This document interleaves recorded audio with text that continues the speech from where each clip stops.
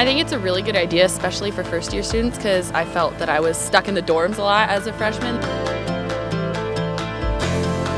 The rooms are filling up really quickly, and space is limited right now. How would you feel about a career achievement center someplace here on campus? I would love it. I think it would be great to have a place where you start that conversation from your freshman year, learning how to do professional cover letters and resumes, and continuing that on, because by the time you're fourth year, you would have a lot of professional experience in doing that, and it was definitely more streamlined, I would think. What would you think if you could start meeting employers, sort of early in your academic career? It might be a little intimidating, but that could be me personally. I think it would be helpful.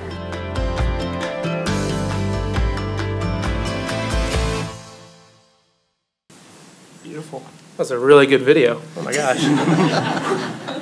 I have nowhere near that amount of skills for videos like that. My name is Chris. I'm actually a second-year undergraduate student here at the university. Currently, I'm studying business management, business ethics, leadership, and finance all at once. Yes, I do sleep sometimes. I'm so happy to see this room very, very full for multiple reasons, but I think one of the biggest has to be that it's nice to see all these smiling faces with really good snacks too. Looking up at here and really excited for the next chapter of what DU is bringing forth and bringing to its community and bringing to essentially Denver as a whole.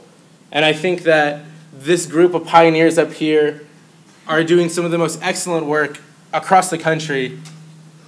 And while I'm a little biased, naturally, I can say for a fact that it's a great time to be a PIO, and it's a great time to be a student here as well. Now I'd like to introduce one of the most fearless pioneers we have here, our Chancellor, Rebecca Chop.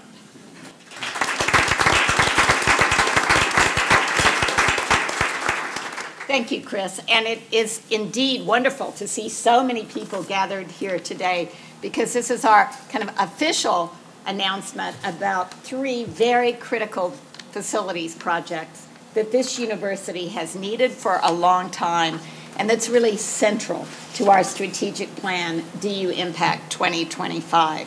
There's a bit of poetic justice in this, that we're announcing it in this room for me, because one of the most memorable first occasions I had, my second week at DU, was when the provost and I came to talk to the undergraduate student government. I learned 2 essential things that evening. 1, our students love their faculty. And 2, they wanted Driscoll fixed soon, like yesterday. And then I began to learn that it had been about 15 years since we'd been talking about a community commons. I also learned that we were approximately 500 beds short to meet our requirement that first-year and second-year students live in the dorms. And then, as we continued my learning tour around campus, I crawled into the basement of Driscoll and found out where career services were, and I thought, this has got to be fixed.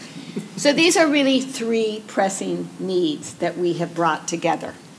As you remember, in our strategic planning process, we talked to about 4,000 people in terms of what our visions were.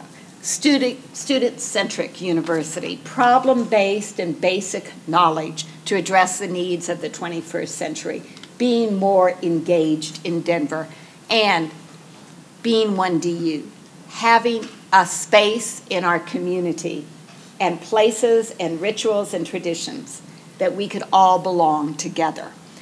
So in a way, these projects, which I think launch the realization of our strategic plan, address pressing needs, but we've transformed them into real opportunities for our students first and foremost, but also for our faculty and for our whole community as a place to gather.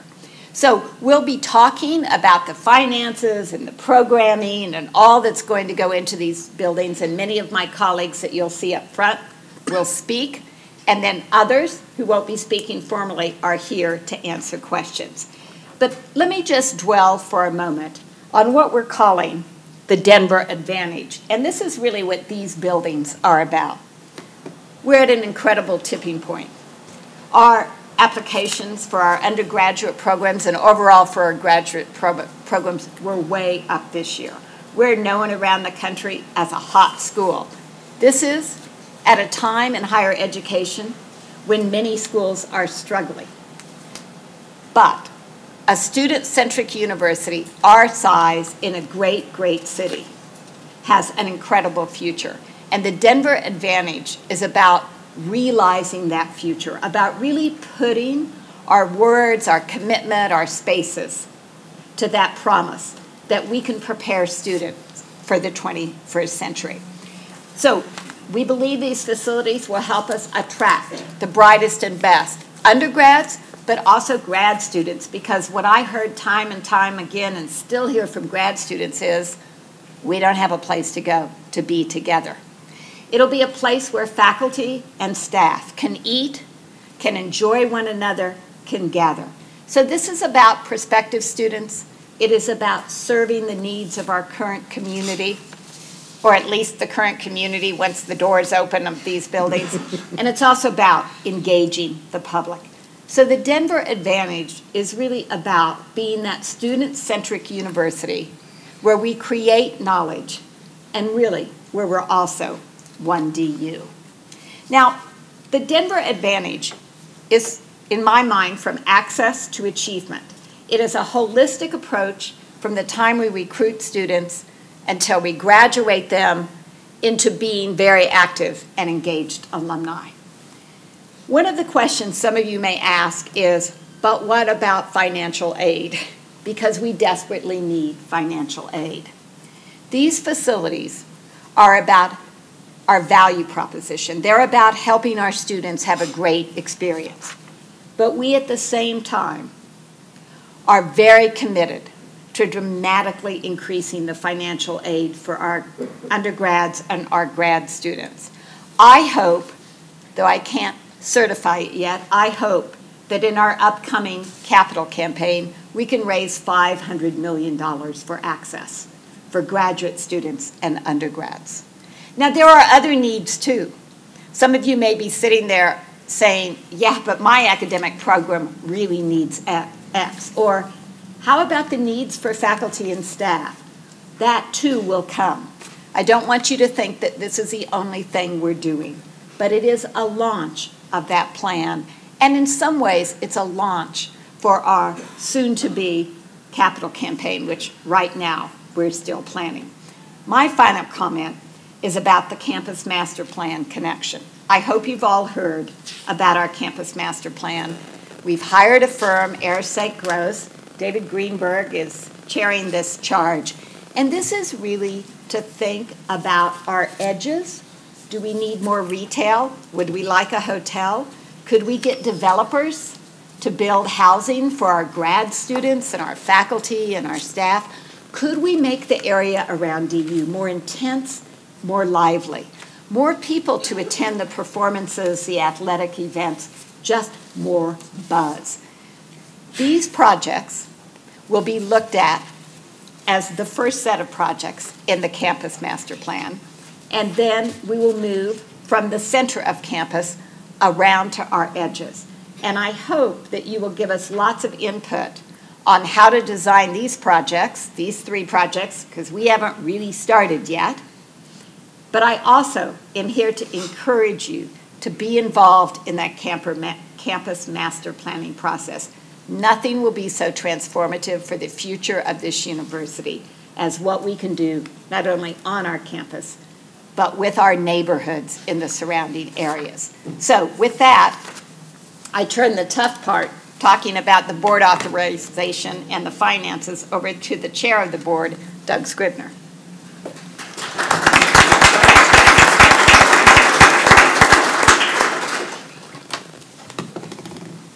Thank you, and good afternoon. Thank you all for being here. Thank you, Rebecca. This is indeed an exciting time for DU. These are very exciting initiatives, and we're delighted to have the chance to share our thinking behind these initiatives with all of you. Let me first talk about the board process and the care exercised by the administration with its advisors and the board in reviewing and approving these projects. The finance team worked long and hard and diligently to carefully and creatively structure these proposals to take advantage of this very strong balance sheet that the university has built over many, many years and the university's existing debt structure. So let me thank the finance team in particular for their hard work to craft the financing plan for these initiatives. Our board spent a lot of time thinking about, questioning, challenging the thinking both for the projects and the financing. This is a big decision for the university. We took it very, very seriously. We began formally discussing this in January at our board meeting. We also had at least 3 of our committees spend significant time from January through April asking hard questions, poking and prodding, and challenging on a number of dimensions. So our Finance and Budget Committee reviewed in 2 of its meetings. The Advancement Committee had discussions in 2 of their meetings, particularly with respect to the Career Achievement Center aspect. And the Student Affairs Committee reviewed the thinking behind the Community Commons and the Residence Hall, building on the work they had done with Lily Rodriguez and her team over the last year in reviewing the thinking that goes into those initiatives.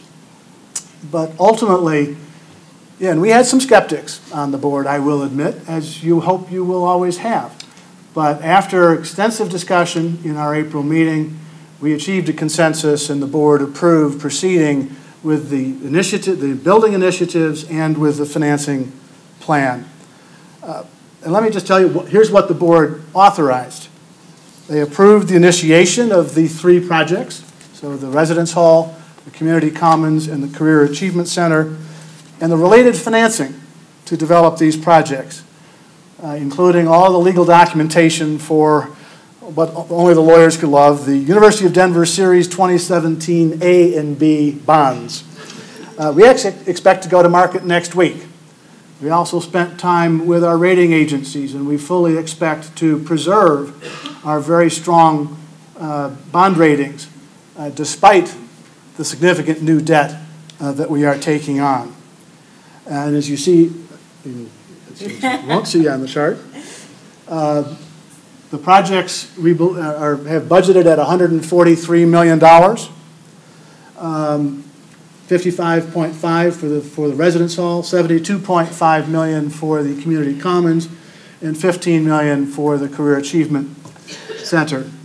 The bond offering will be roughly 160 million, and there's financial engineering aspects that get you from 143 to 160. Trust me, you don't want to know what the difference is, but it's all part of that process. I will tell you that both the board and the chancellor and her leadership team will provide continued oversight over the design and construction of these projects. We will design to budget. We will make sure that we come in at these numbers to still achieving all of the objectives, but it's very important that we maintain the kind of discipline over the construction projects that we've historically had, and we just need to deliver to these numbers. So how are we going to pay for them? We will issue bonds. The proceeds of those bonds will be used to design and construct the facilities. Think analogy to proceeds received from a home mortgage to build a home. Once the facilities are open, and 2 of these will actually, the Residence Hall entirely, the Community Commons in part, will actually generate revenues. So once the revenues are generated when the doors are open for these facilities, those revenues will be used to pay in large measure the bondholders their principal and interest, similar to paying your monthly mortgage payment. And these facilities lent themselves particularly well to this form of financing because of their nature and the revenue streams that they will produce. So in simplified terms, the sources of the funds used to pay the debt service, which is the principal and interest, will include from the Residence Hall room charges for the residence hall will be roughly $6 to $6.5 million a year, and can be expected to escalate every year. We also expect to raise private support, whether that's gifts that go into the endowment, and the returns on the endowment then would help pay the principal and interest on the bonds, and there likely to be some annual support that we receive from a variety of sources. We are projecting that between $2.5 and $3 million a year. And that reflects raising about $45 million from donors and partners and supporters of the university to generate that flow to help support the payments on the bonds. And then we also contemplate a student facility fee to help pay for the community commons. We have modeled that at approximately $2.3 million a year. If you decompose that, it's about $6.50 per credit hour for both undergraduates and graduates who will use the facility. Now, those revenue sources won't kick in until the door is open and those facilities are used, so that only those who are using those facilities will be generating that revenue to pay for the principal and interest. We expect to open those doors in the summer of 2020 in order to be ready for the entering class in the fall of 2020. One of our goals in structuring the financing of these initiatives was to minimize the call on operating revenue and to take away from something else that might also be a priority. And we've largely accomplished that through what I've just described for you in terms of how we're going to fund the payments structures for the bonds. So why are we investing in these buildings now? And as the Chancellor said, frankly, they're long overdue. We also believe that these projects in particular will provide a significant kickstart and develop a tremendous momentum for DU Impact 2025, our strategic plan. We need to meet the housing demands for our students that we promised them. We've been talking about Driscoll, as the Chancellor said, for a very long time. And frankly, our board has been pushing the administration very hard for a long time about improving our career services support. So those three things are just, frankly, long overdue. And while Lily Rodriguez will describe some of the important programming that is in process of being developed that will take place in these facilities will provide a platform for some of the most critical central elements of the strategic plan and our focus on the student experience.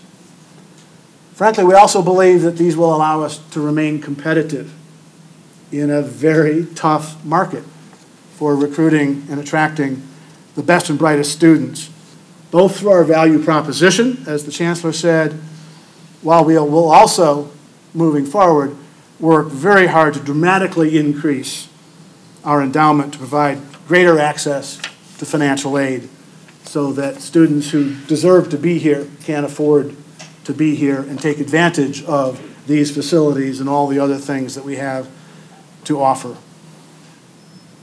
So let me just conclude by saying that the board's approval of this borrowing and these three projects really represents a vote of confidence by the board in the strategic plan, which we approved unanimously in January of last year, and in the leadership of this university.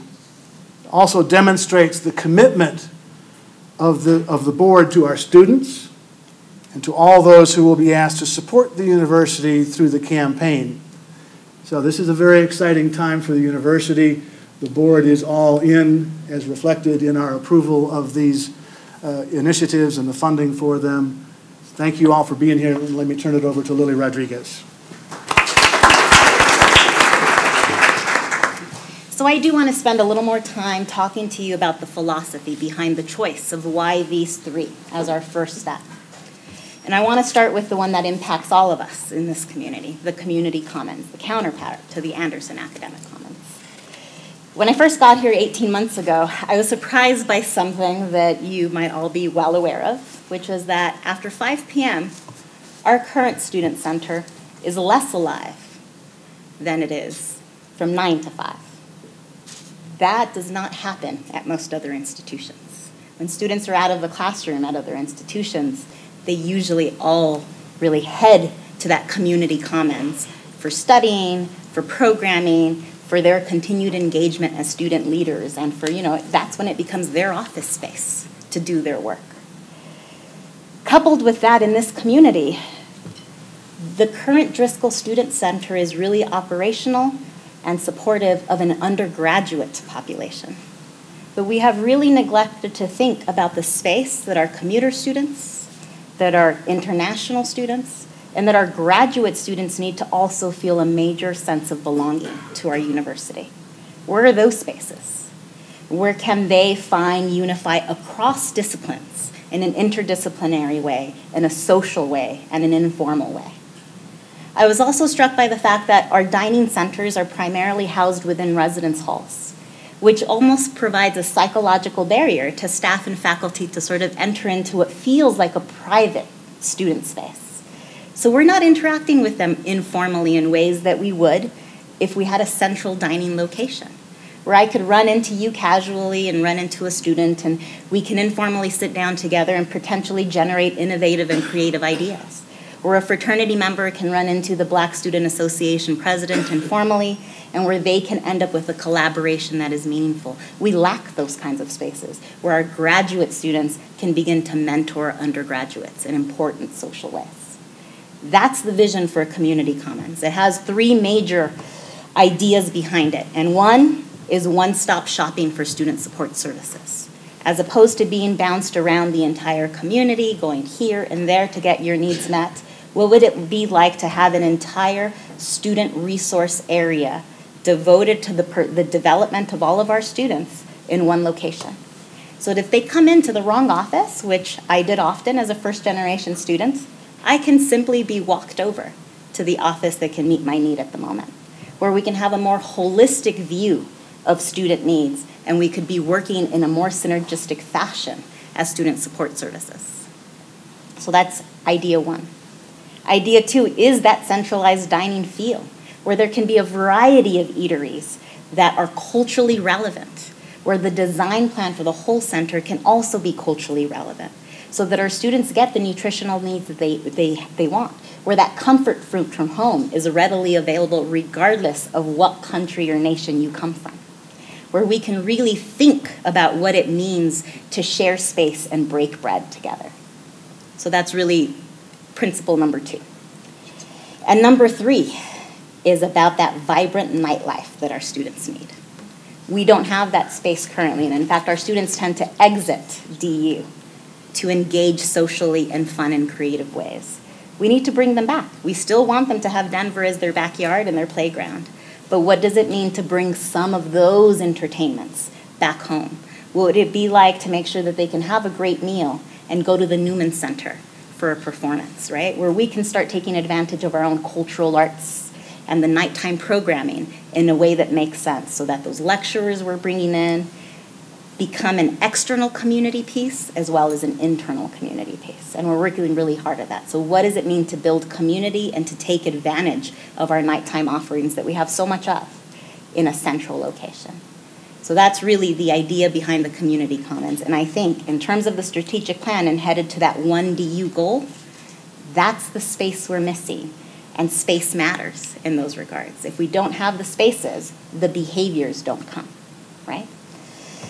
Number 2 is housing needs, right? We know we have them. We conducted a major intensive study, and we found that not only do our students, graduate and undergrad alike, but you as faculty and staff are also struggling because the Denver real estate market is becoming incredibly expensive, right? For our graduate students in particular, this is a huge challenge. So they're getting further and further away from us and commuting in ways that don't allow them to engage with us. Now, given that, you might be asking, so why are we starting with first-time first years? Because there's another complex issue that's happening at the same time that the real estate market is changing. Our demographics of our student body are changing dramatically. This year, in the matriculating class, we have 100 more first-generation students than we did last year. That dynamic is not changing anytime soon. We're going to have, in this region in particular, a growing number of low-income first-generation students knocking on our door. That will become a huge aspect of our base. First-year students are already the most vulnerable population in our college community. It's that first year that determines, am I going to belong? Is this the niche? Or am I going to go away? Or am I going to stop college altogether? If you couple that with the fact that the demographics are going to be overwhelmingly low income and first generation, you have a population that you really have to think critically about what that co-curricular experience is. How are you providing them with the resources, the skills that they need to navigate a pretty sophisticated system, right? So our residence hall, what we're dreaming of, is a cluster model residence hall. That means that students will be housed in groups of 20 with an RA. And we will be able to then build community in those micro cohorts. And we can really think critically about what those little micro cohorts are, whether they're microcosms of the diversity of the class overall, and what it means about the skills and the dialogue and the interfacing that they have with one another to lead to the kind of ethical leaders that we promise for the public good. That's part of our value proposition. That is part of the DU strategic plan, that we are going to be the coupling of a liberal arts education, which is so radically important in this market today, right, where we're preparing leaders for jobs that don't yet exist.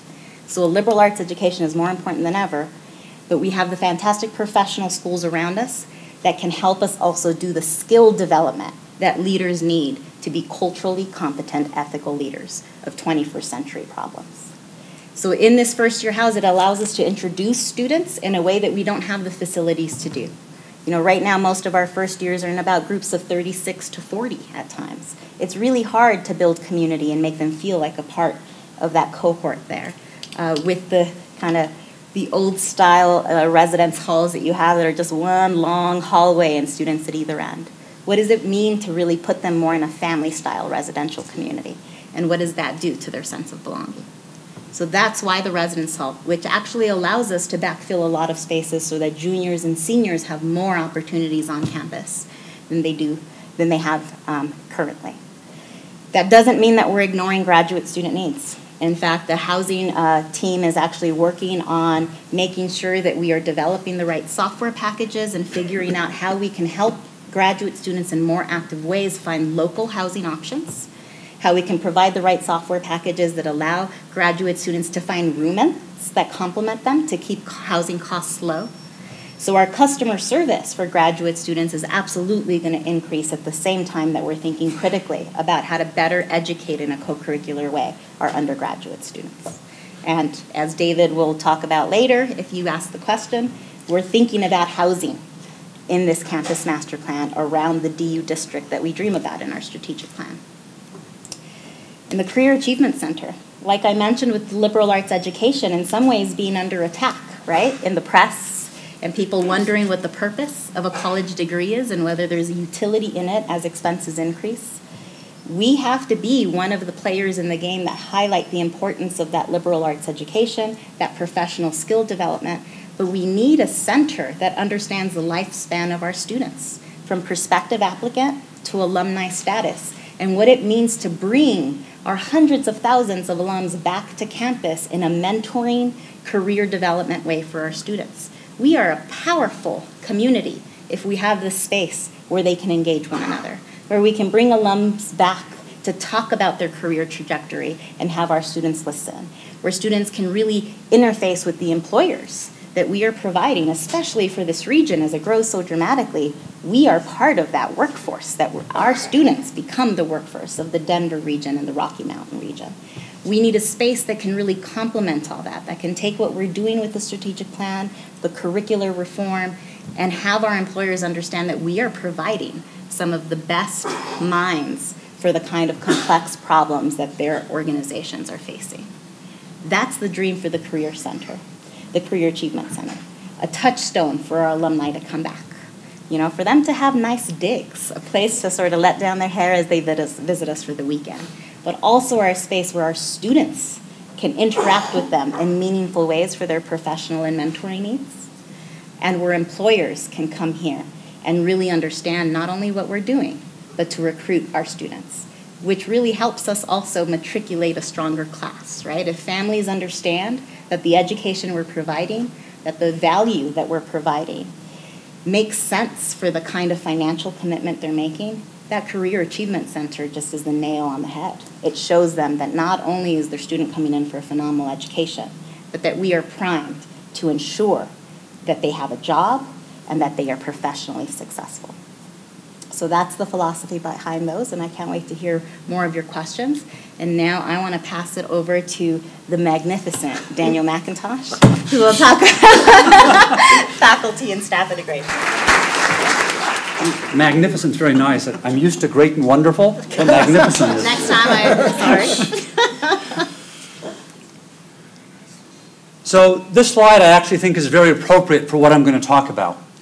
And that's because our vision at the University of Denver, our experience at the University of Denver, is that education does not occur only in the classroom. At DU, the conversation continues outside the classroom, in residence halls, over lunch, while waiting in line for coffee with a professor, working on team projects at tables that are outside the home department and instead in a broad community area. What these projects allow is for development of a space that facilitates this type of extended conversation, this type of educational experience that takes what's going on in the classroom, what takes what's going on in individual spaces, and moves it into a community space. I'm a social psychologist. One thing social psychologists know is that well-designed spaces increase collaboration, they increase creativity, they increase health and well-being. By designing a community commons that is literally attractive, that brings people out of their own spaces into a common community space where they're happy and they want to interact and they'll see people that they may not have known from their residence hall, this allows them to work on group projects in a common space, in a shared space. It allows them to have serendipitous interactions with faculty and staff who are attracted to the place where food and entertainment and social activity is going on. This type of real-world, multidisciplinary teamwork is what we want our students to experience here. We want them to be able to take what they're learning in the classroom, work with people who think differently than they think on projects, and learn to apply that. By having a community center that also invites the external community in, DU is making a statement that our education is not just about filling out multiple choice tests, it's about interacting directly with the community. As students do this in this type of center, they begin to apply and learn better what they're learning in their classes. This community commons helps combine theory and practice in a way that enhances the educational experience of the students. It will tempt people out of their usual spaces into a dynamic and engaging one. The residence hall will help students live close to campus and increase the benefits for everyone of being in a residential campus. With this added dimension of education, this conversation about what you've learned in classes can go on late into the evening because they're young and they can stay up late and still function the next day. We all go to bed, they can keep learning. So, further, by providing enhanced space for off-campus commuter students, graduate and undergraduate students, students who may, for whatever reason, be living off-campus at home because they're local, living with their family, yet want to be on campus and be able to engage on campus between classes or after classes, or have a place to wait for the speaker or the entertainment or the group project that happens after hours or between classes. One thing we did in Sturm Hall is we built a small student study center because the students wanted it. It's part of this need that the Chancellor talked about that students want. It's been enormously successful because students value this time, this space, but there's not nearly enough of that. What this building project does is allows more students to come together in a shared space to have this quiet study space and this group study space to enhance what they're learning and to dig deep into the topics they're learning about. This will further support their integration of their work here, and this makes learning more effective and provides ongoing connections. With the Alumni and Career Center, we recognize that the education is not just for the quarter, not just for the time they're here, but for years after that. There's a psychology alumnus on campus on Monday. He spent part of his afternoon talking one-on-one with undergraduate students. He's a physician, and they were asking him, how did you get from DU to where you are now? He could give them specific information about what he did in class and out of class. He could break the mythology of what it takes to get into medical school and what type of education is useful for having a practice. This type of experience, where the extended DU family can come onto campus and help shape and support the educational goals and activities of our students, is part of what will happen in the Alumni and Career Center, again, enhancing the overall educational experience. At the University of Denver, we know that education is multidimensional. By investing in these dimensions, in these connections across campus and with the community and with our extended alumni family, we'll ensure that our students have the spaces they need and the opportunities they need to extend that education in the way that we want for a 21st century student. I'm looking forward to seeing it built, and now I think Renelle will be taking some questions. Thank you.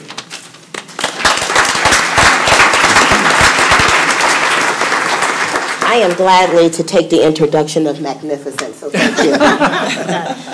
So you've heard a lot from us this afternoon, and I know that you will have many questions around this, but before we do this, I want to thank everyone who was able to be here to present today.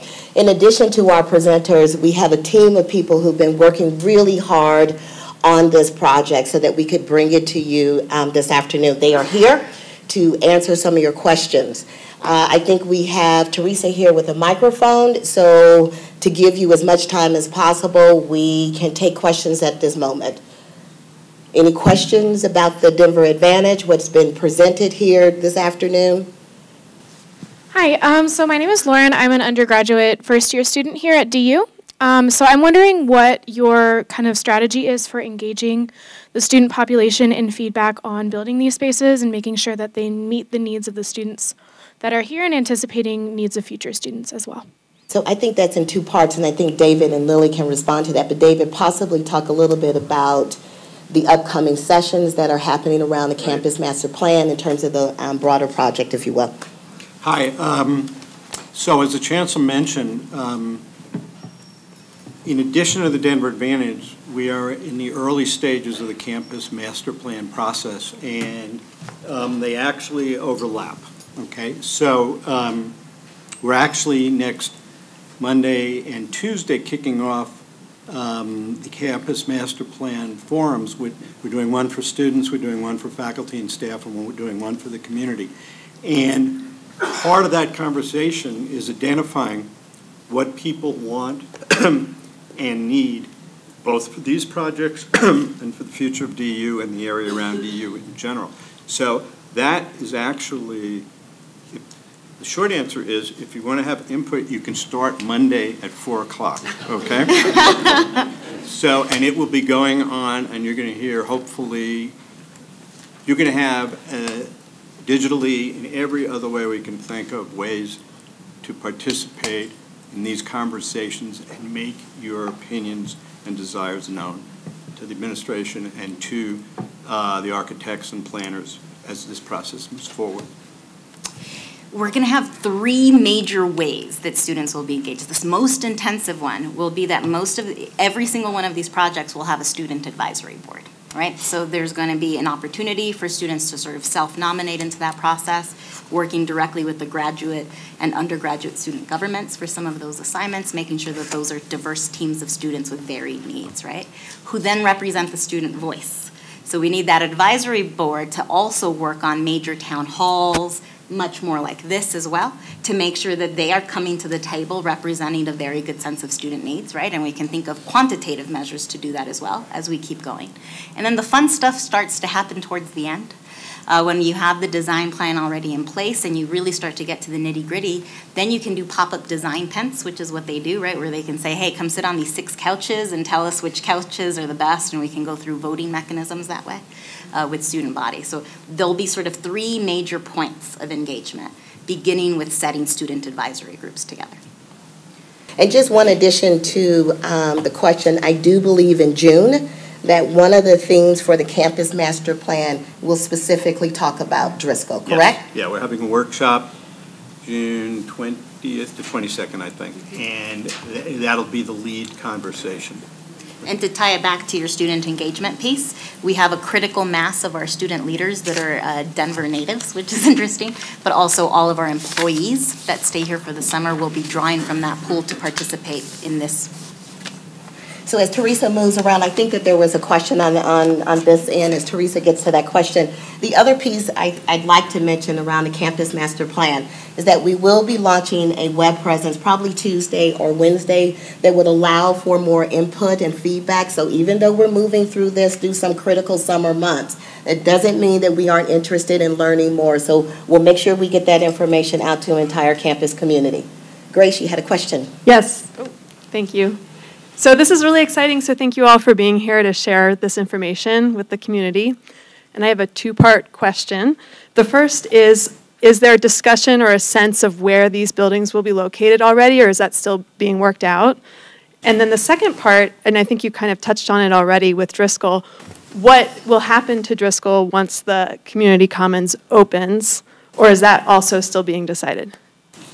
So this map is a piece of our campus. If we had the blinds up here, you'd see right across the green to the Driscoll Center.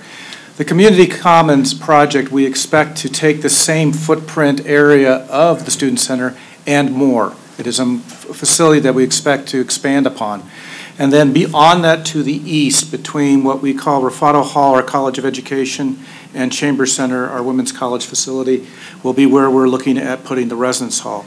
The third project, the Career Achievement Center, has a lot of potential sites, and we're actually going to work closely with Air St. Gros on evaluating those and look to placing that probably towards the late part of the summer, early fall.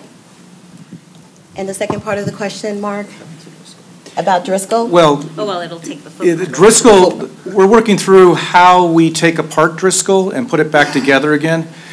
We are right in the initial stages of selecting an architect of record for these projects with the idea that we want to be sensitive to the displacement that happens during these projects. Just like the building that you're sitting in now, we had to work hard, but we did pull it off. How to run a campus for a few years without a building to house our library. We'll do much the same with this project. Hello.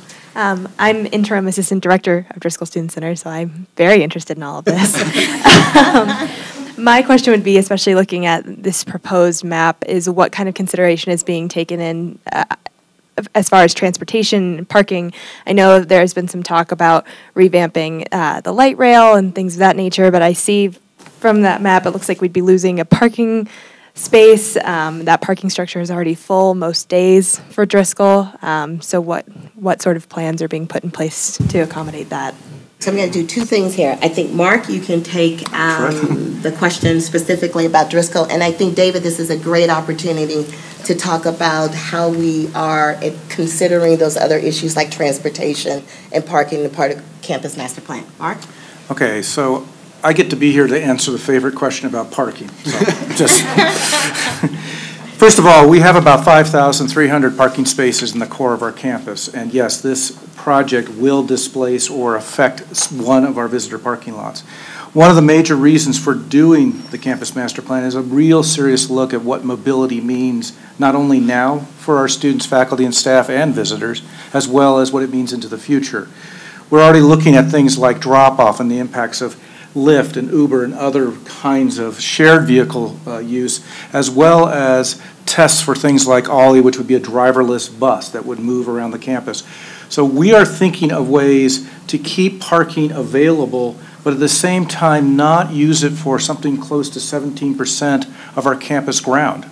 The land that we own is precious. We have about 130 acres that we sit upon, and we would like to have most of that be places for outdoor and indoor use, not asphalt holding a car on top.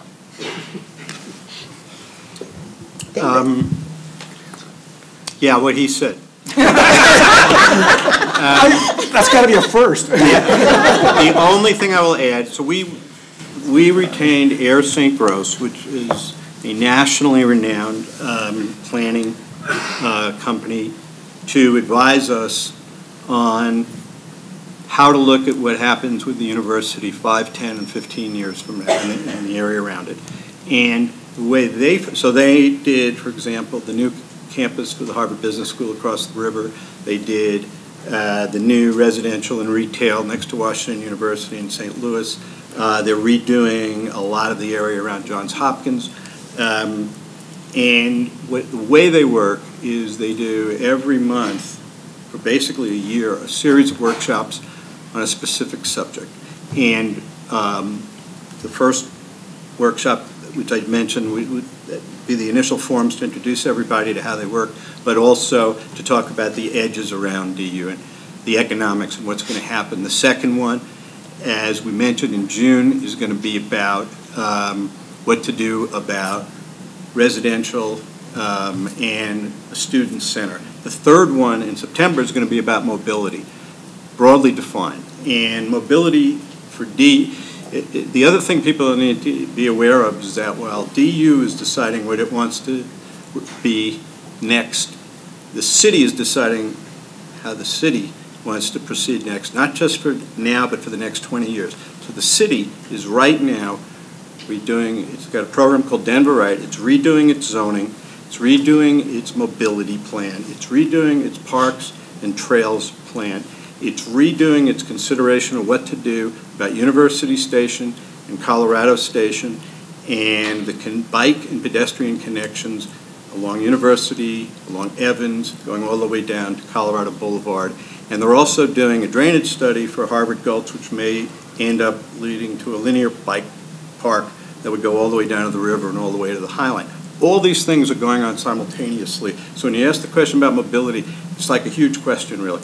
Okay, and we need to have conversations within DU as to what we want and what our positions are going to be, because people are going to make decisions whether DU makes decisions or not. So the timing of this is actually very fortunate. So I think there's going to be short-term answers to what you're asked.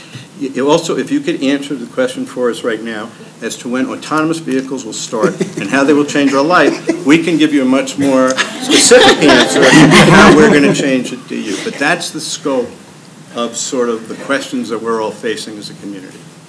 I'll work on that autonomous car research. One quick question. The third forum will cover what topic in September? Mobility. Mobility. Okay. My question goes back for David to the forum coming up next week for faculty, students, and for staff. And community. And community. Okay, I didn't hear that, so that's community and business, right? So they can have their input early and buy in as well. Thank you. Questions? More questions? This is a quick question. On the map, is there going a proposed new green space west of Sturm, between Sturm and there's sort of an odd rounded triangle space. All right, I will try to answer that real quick again. So between the parking, between Sturm and the new first-year residence hall? So this plan is very preliminary, and how we lay out that residence hall, but this particular planning exercise on my part was to create another green space. We find that, the definition of campus is not just buildings, it is the space between, and we work hard to make our green spaces flow from one space to another. And that is a critical piece of making an effective experience both between the student center and this residence hall. How this lays out in the end is something that we are looking forward to working with the architects of record. Thank you. Other questions? Back here? Hi, my name is Scott. I'm one of the newly elected representatives in our graduate student government. Hi, congratulations. And I was curious where the focus of sustainability came in the construction of these buildings. All right. So I would first point out that the most recent residence hall that we built achieved LEED Gold status, and that our most recent renovation addition to a major facility, the C complex, we think is on track for LEED Gold as well. Now, LEED is not the only and best necessary process to assess a building for its sustainability, but it is one that a lot of people can deal with and understand. So we are selecting these architects on the statement that they need to build us a building that meets a lot of those criteria, if not, gets us to gold. The criteria for gold continues to change. Version 4 is fairly difficult, and we will aspire to that. But at the same time, there's a lot of work at the institution about sustainability relative to the Green Fund Initiative and a lot of other aspects that personally I'm not the best person to answer on. But can I will. So there's a couple of things that relate to sustainability that are very important here. So just know that the team that we chose to really help us with the campus master plan has a sustainability expert directly on staff. So do we.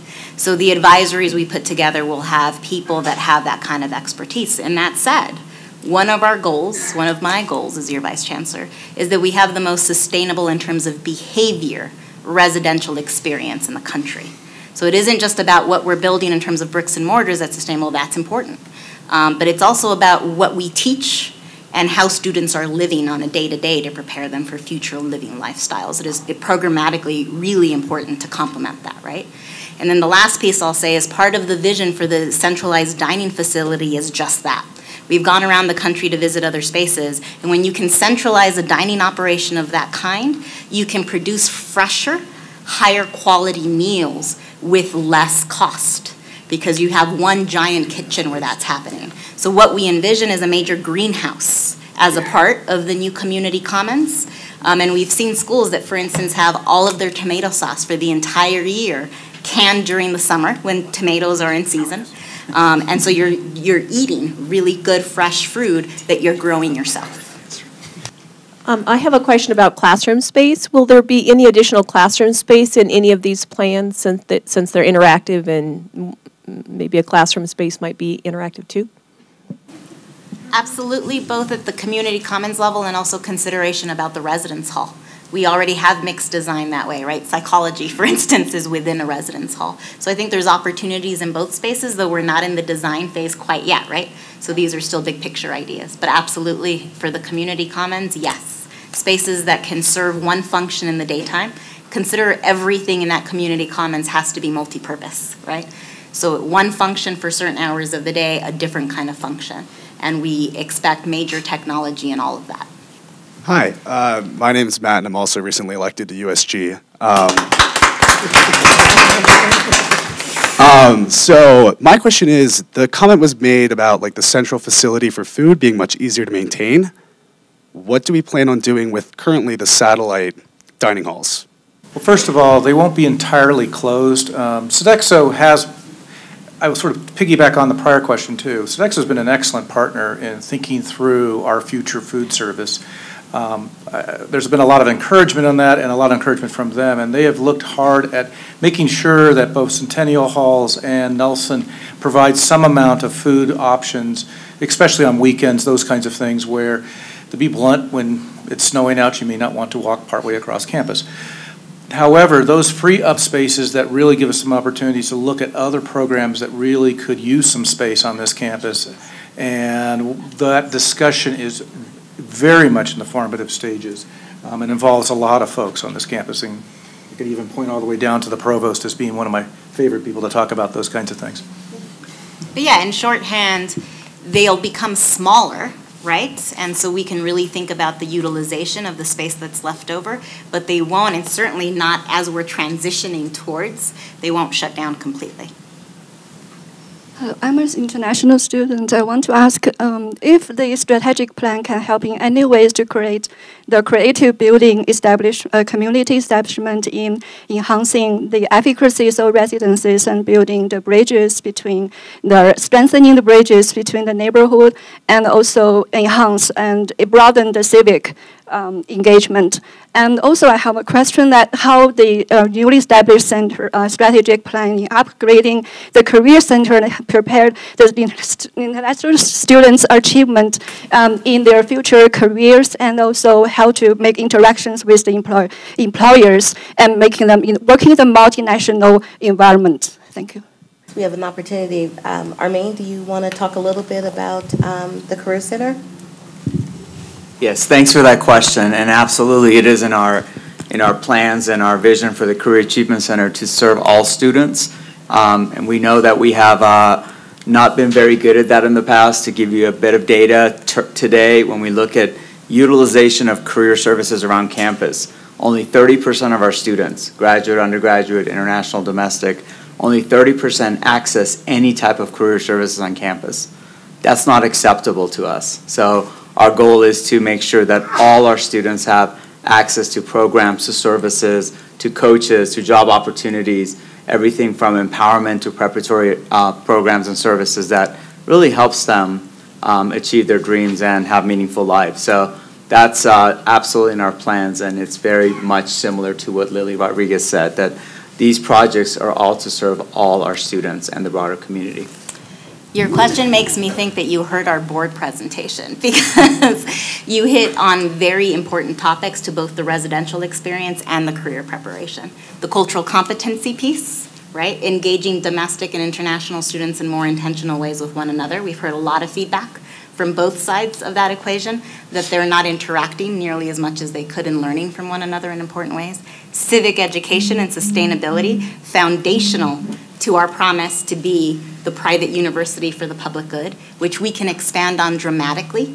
And that is the intention here of how you house certain support offices together to make sure that they're collaborating in better, more efficient ways with one another, and how you bring that into the residential facility. I think for far too long in higher ed, we've had the students come to us in terms of programming. It's time that we're going to flip that coin and figure out what that curriculum, what are the learning outcomes that we want for every year? How does civic education, sustainability, awareness, and cultural competence fit into that? And take it directly into the residential experience.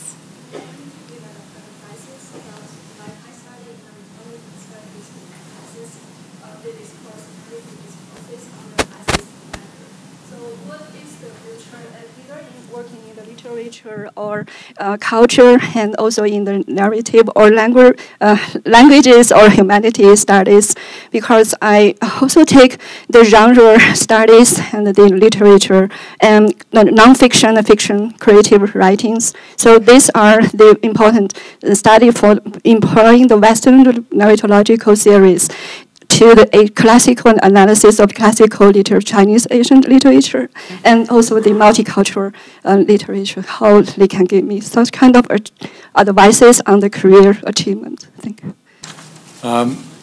You know, the liberal arts have been a bit under siege in the last, say, 7 or 8 years.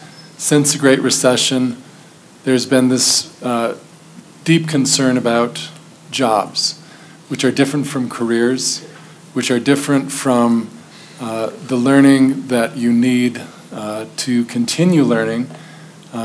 As we hear so many times, there are jobs that will exist 20 years from now. We don't even know what areas those jobs are going to be in, quite literally.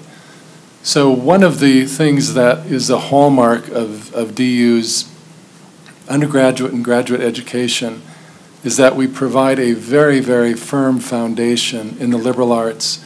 And that's not only for those who study literature, but also those who are engineering students, also music students. We've got a Le Mans School of Music that is not a conservatory. It's a liberal arts-based music school. You combine that with the advantage of the professional schools that we have, especially our very strong master's programs.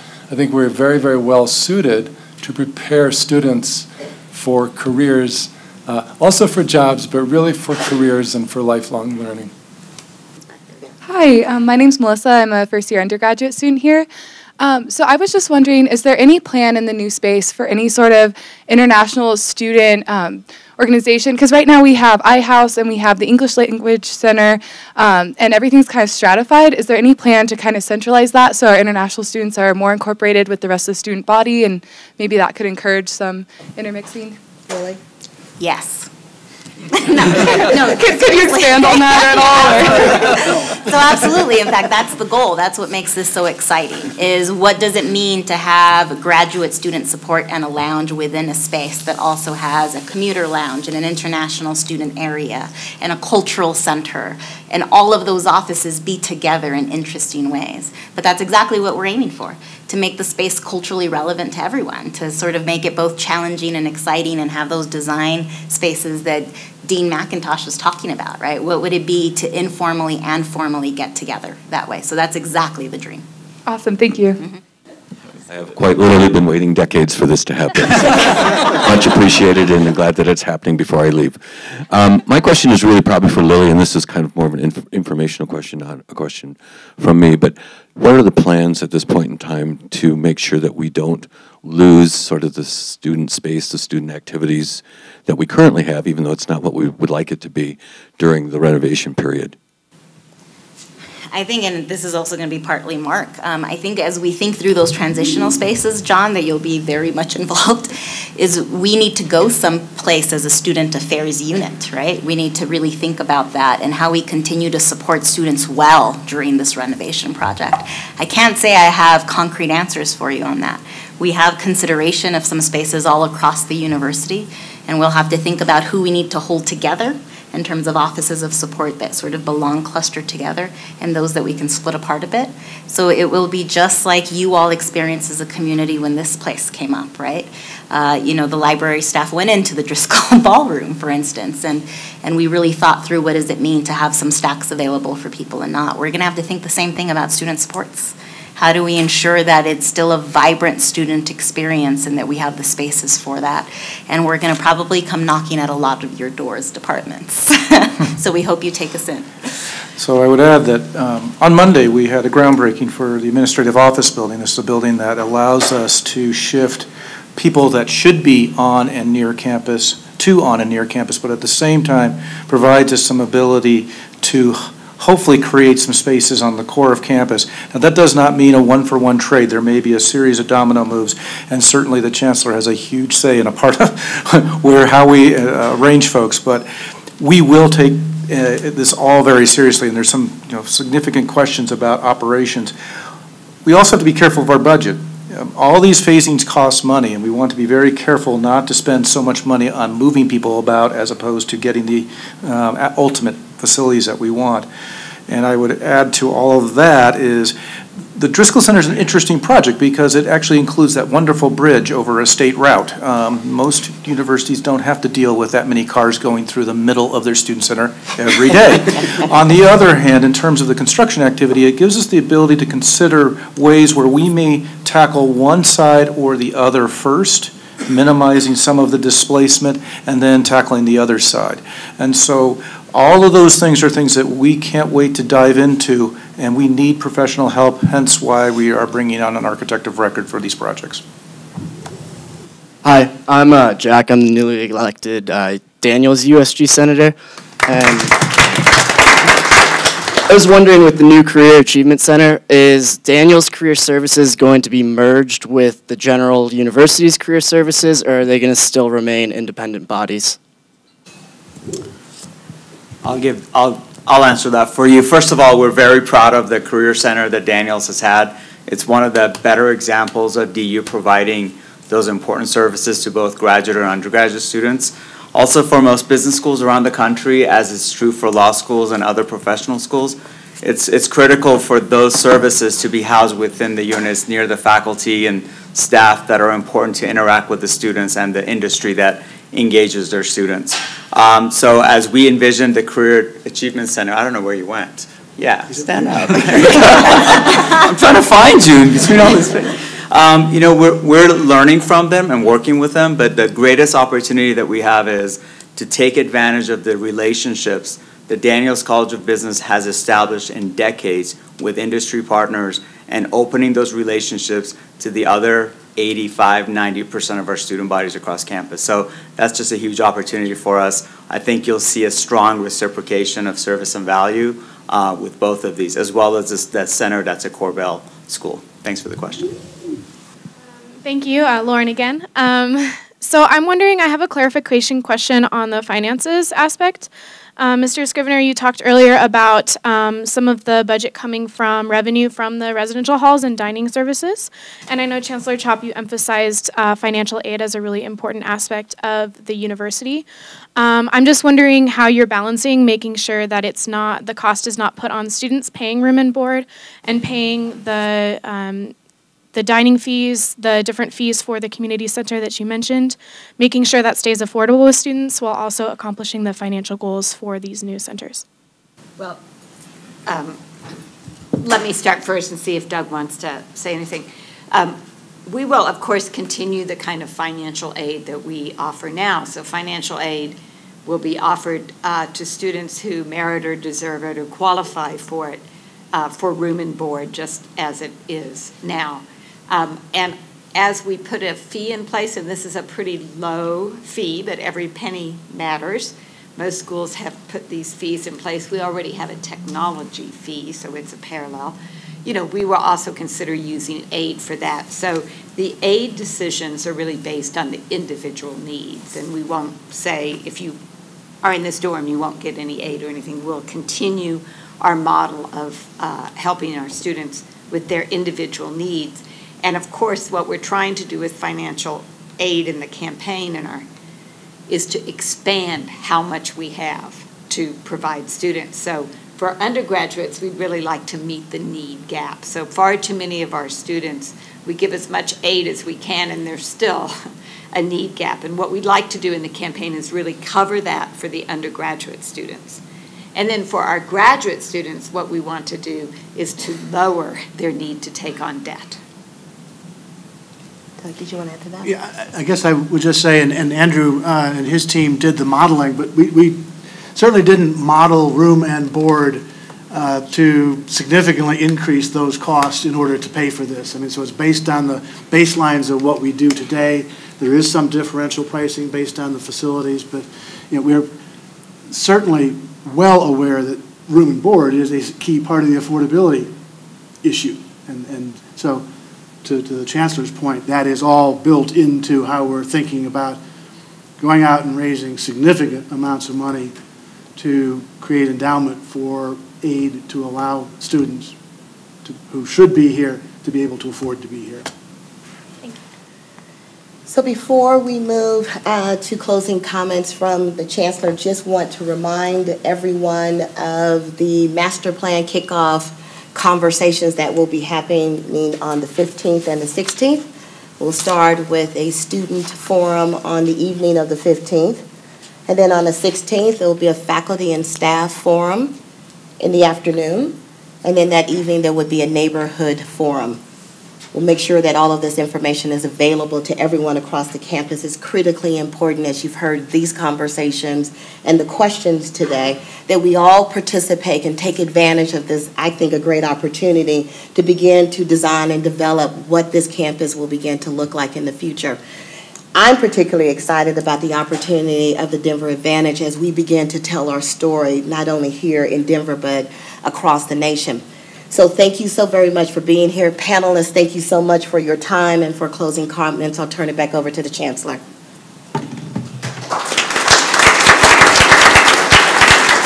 Thank you, Nell, for all your work, the work of your staff. I want to just go back and add one comment about financial aid, because so many of you are first-year students, and you probably don't know that about 18 months ago, our university undertook a massive effort to leverage every dollar we had, to squeeze every reserve. We looked at every financial account we had in the university, which, let me tell you, there are thousands. And out of that, we squeezed $125 million, which we put into our endowment so that we could use for financial aid. And now we're at it again, squeezing. And I tell you that because I think the commitment to the whole community is tremendous on how we raise money, but how we leverage our resources for aid. And you don't know that story, so now you know it, and it's a really wonderful story. And thank you, because many of you in this room had to look carefully at your budgets and say, what could we combine, be more efficient, what could we give up so our students have more financial aid? So I invite you to stay engaged in this process. This is a tremendous turnout. I want to underscore again kind of where I started. I really think DU has a phenomenal opportunity. We are seen as a school that really does create a kind of practical liberal arts approach that is willing to prepare people for the 21st century and use the liberal arts and professional skills to do it. and that is very student-focused, but also engaged in creating knowledge to serve the public good. Later on this afternoon, I'll be going to chair a panel at Western Pathways, which is a conference of about 450 people. It's a national conference. It's here in Denver this year, and I'll be chairing a panel of the CEOs of IBM, Walmart, Cisco, various leaders of various big employers who are very concerned about workforce development. They have asked me to chair the panel so that I can spend 5 minutes talking about what we're doing at DU. So we have great vision. We have great strength. We have a long tradition. But now it's time to realize that plan and build upon our tradition. And that's only going to happen if we all work together. So that I won't be embarrassed in the future by talking at this panel this afternoon just about words, I want to invite you to continue helping all of us realize this vision. At the end of the day, this is about serving the public good by educating our students and creating the knowledge we need in the 21st century. And each and every staff, faculty, student, alum, and friend has to work together to realize our vision. So thank you.